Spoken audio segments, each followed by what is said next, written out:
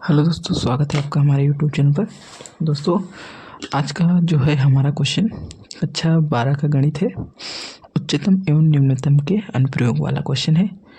तो देखते हैं क्वेश्चन क्या है कि उस महत्तम आयत का क्षेत्रफल ज्ञात कीजिए। यानी उस महत्तम आयत का क्षेत्रफल ज्ञात कीजिए जो दीर्घवृत्त के अंतर्गत स्थित है। ये हमारा दीर्घवृत्त का फार्मूला है। ओके, देखिए सबसे पहले तो हम एक दीर्घवृत्त बना लेते हैं, इसके बाद आगे देखते हैं। ठीक है, ये मान लीजिए हमारा कोई दीर्घवृत्त है।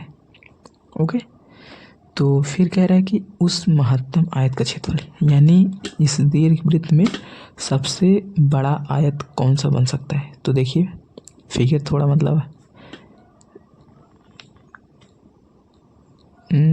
फिगर गड़बड़ बना है, हालांकि समझने के लिए काफ़ी है। ठीक है, तो ये हमारा दीर्घवृत्त हो गया सबसे पहले। ओके, तो ये हमारा दीर्घवृत्त है। ये मान लीजिए केंद्र है, तो ओ हो जाएगा, यानी 0 0। तो इसके बाद और ये दीर्घवृत्त का पॉइंट जो होता है A0 होता है, और यहाँ पर -A0। ओके, इसके बाद तो इस जो दीर्घवृत्त में जो आयत है हमारा ये वाला, देखिए ये वृत्त ऐसे बनेगा तो आयत अपने आप जो है आ जाएगा। ठीक है, तो देखिए इस वृत्त मतलब दीर्घवृत्त में जो आयत बना है इसको हम नाम दे देते हैं ABCD। ठीक है, और मान लेते हैं यहाँ पर कोई बिंदु है जो कि XY है। ठीक है, ये बिंदु जो है हमारे आयत में भी है और दीर्घवृत्त पर भी है, तो ये हमारा कॉमन बिंदु होगा। ठीक है, क्योंकि अगर हम यहाँ से यहाँ तक की दूरी x माने और यहाँ से यहाँ तक y, देखिए XY, ठीक है XY, तो इसका जो बिंदु होगा, पोजीशन जो होगी, स्थिति बिंदु, तो ये XY हो गई। ओके, और अगर दीर्घवृत्त के हिसाब से देखेंगे तो यहाँ तक ये जो यहाँ पॉइंट होगा ऐसे, तो ये कितना हो जाएगा 0B, और यहाँ पर 0 -B। ये तो आप जानते ही होंगे, दीर्घवृत्त है तो भाई ये बिंदु तो होंगे ही होंगे। ठीक है, अब देखिए, अब हम इसमें कुछ लिखते हैं। माना जो हमारा ABCD बिंदु है, ये मिलकर क्या बनते हैं, इनका हम महत्तम क्षेत्रफल, 1 मिनट, महत्तम ये आधा था और पूरा था। ठीक है, ऐसे 1 सेकंड, महत्तम क्षेत्रफल का आयत है, क्षेत्रफल का आयत है। ठीक है, ये जिसकी भुजा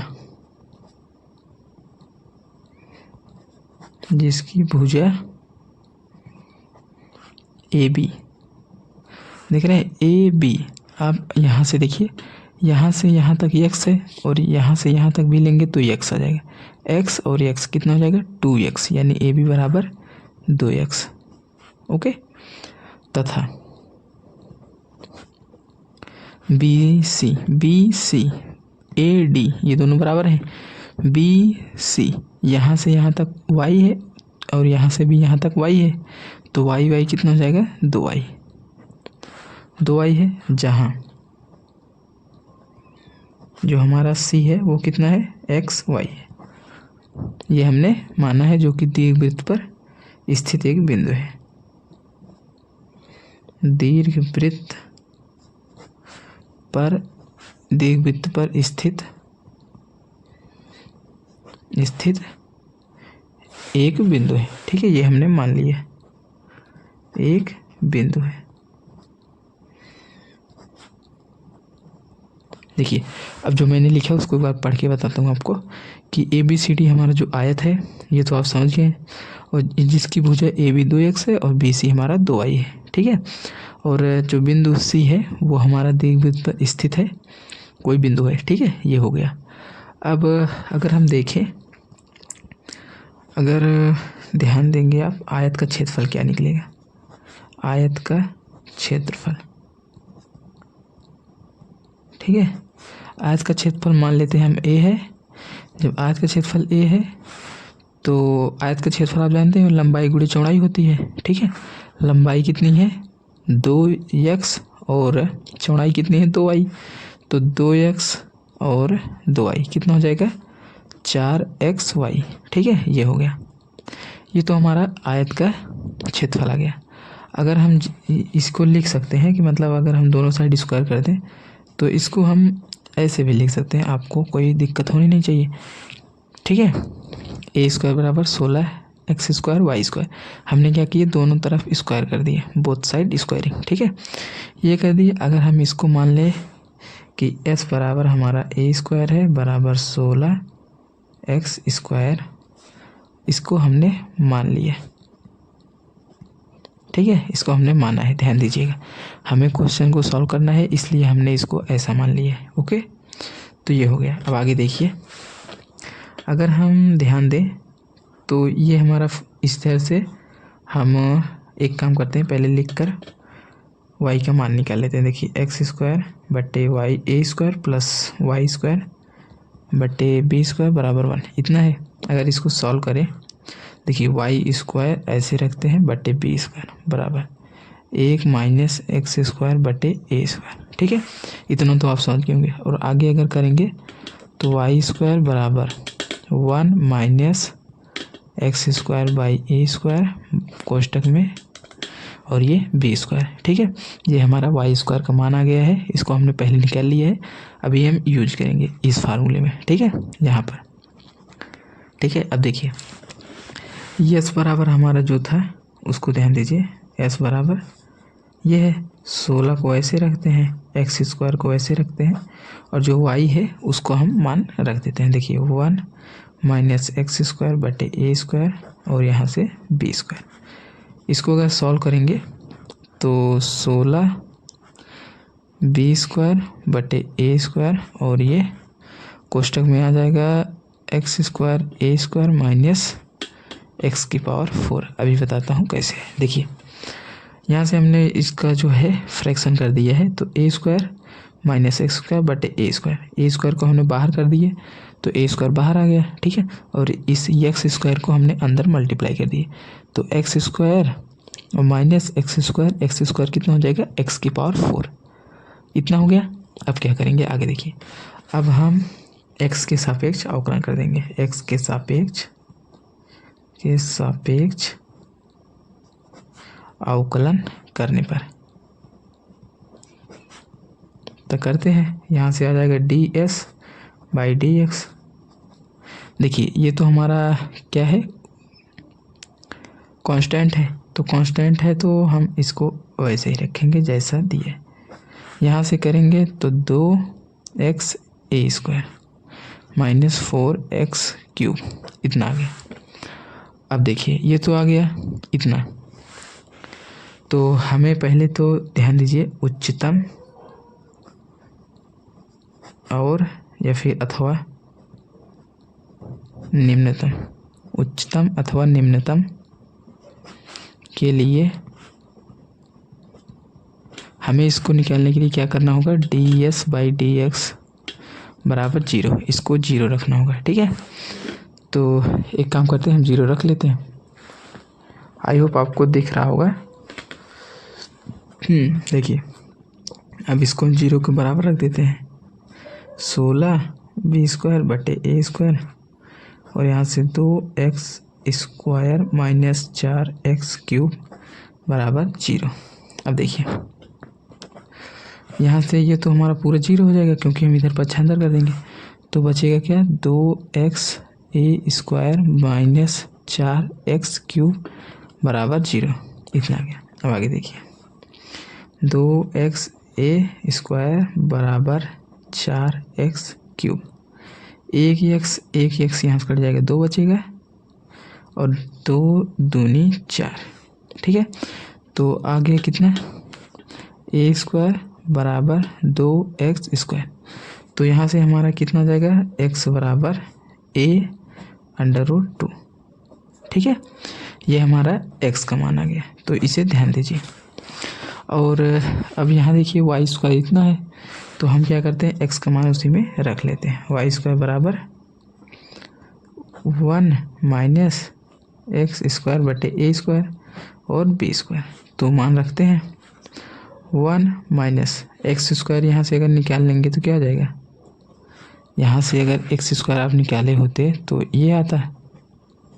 ठीक है, तो यही मान हम यहाँ पर रख देते हैं, ए स्क्वायर बटे 2 ए स्क्वायर और यहाँ से बी स्क्वायर। ए स्क्वायर से कट जाएगा और देखिए 1 माइनस 1/2 और ये बी स्क्वायर। एक में से आधा घटाएंगे तो आधा ही आएगा, तो फिक्स है। तो वाई स्क्वायर बराबर आ गया बी स्क्वायर बाई 2 और वाई बराबर आ गया बी बटे √2। तो ये आ गया एक्स का मान और ये आ गया वाई का मान। अब आपको आगे भी सॉल्व करना है, तो आगे देखिए क्या करना है।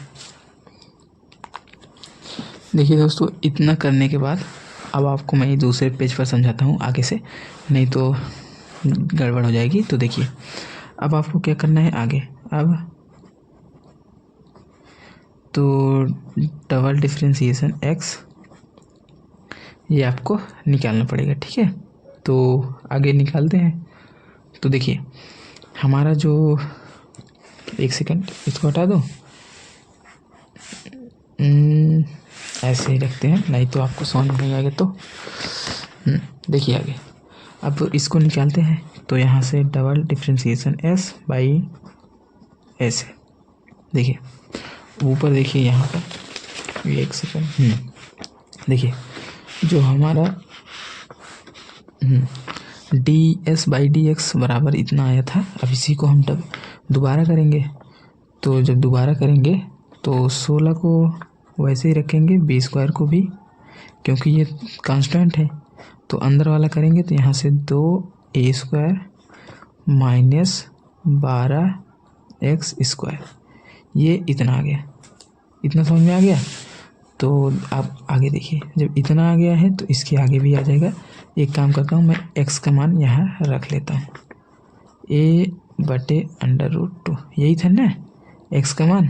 देखिए यहाँ पर जो निकला है वही तो है, तो हमने रख लिया है। अब आगे देखिए, अब इसको साइड कर देता हूँ। अब देखिए अतः करने के बाद x बराबर a बाई √2 पर। समझते जाइएगा दोस्तों, नहीं तो बाद में दिक्कत होगी। तो जब रखेंगे मान, आप इसको समीकरण मान कर भी मान रख सकते हैं, उससे आपको और आसानी होगी। तो देखिए 2a स्क्वायर, देखिए यहाँ से 12 को ऐसे रखते हैं, एक्स स्क्वायर यहाँ रखेंगे तो आ जाएगा ए स्क्वायर बटे 2, काटेंगे तो ये 6 आ जाएगा और आगे सॉल्व करेंगे तो 16 बी स्क्वायर बटे ए स्क्वायर और यहाँ से 2 स्क्वायर माइनस 6 ए स्क्वायर। ठीक है, अगर इसको आगे सॉल्व कर लीजिए, 16 बी स्क्वायर और यहाँ से माइनस 4 ए स्क्वायर बटे ए स्क्वायर, इसको काट दोगे तो आप ये आ जाएगा माइनस 16 चौको 64 बी स्क्वायर और ये इतना। ठीक है, ये आप देख रहे हैं हमारा छोटा है 0 से। इतना करने के बाद अब आप क्या करेंगे, देखिए इसलिए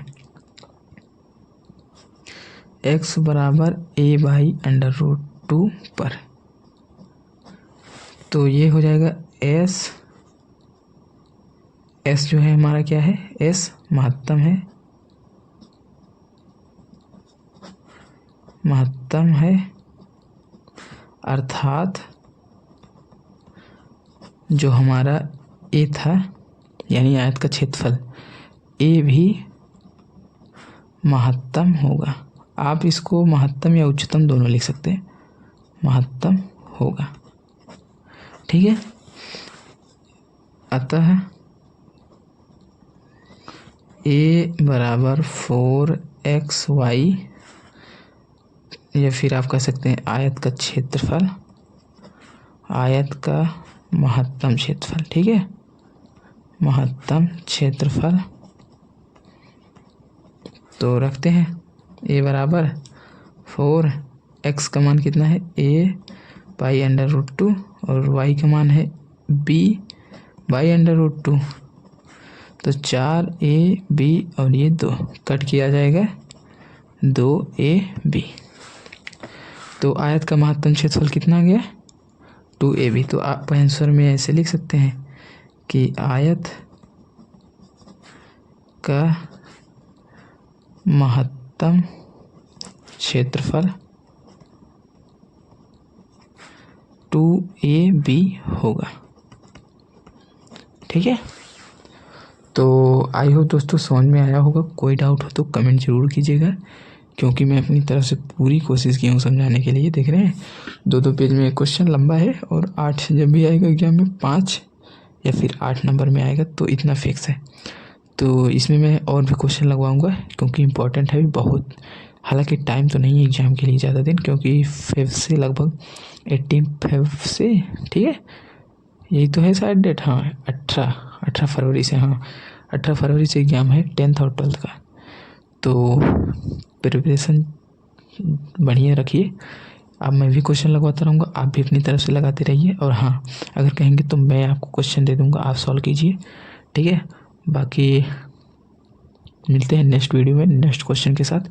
और अभी इसी टॉपिक पर मैं कई क्वेश्चन सॉल्व कराऊंगा।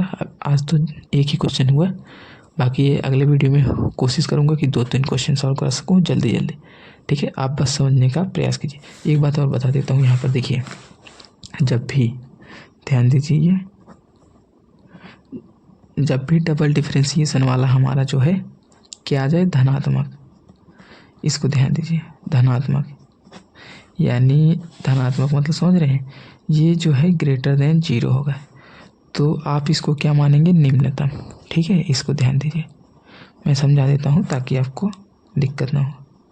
ये याद रखेंगे ना तो आपका क्वेश्चन जो है और आसानी से सॉल्व हो जाएगा कि कौन सा धनात्मक रखेंगे कौन सा, और जब ऋणात्मक रहेगा यानी लेस देन 0 होगा तो इसको क्या कहेंगे उच्चतम।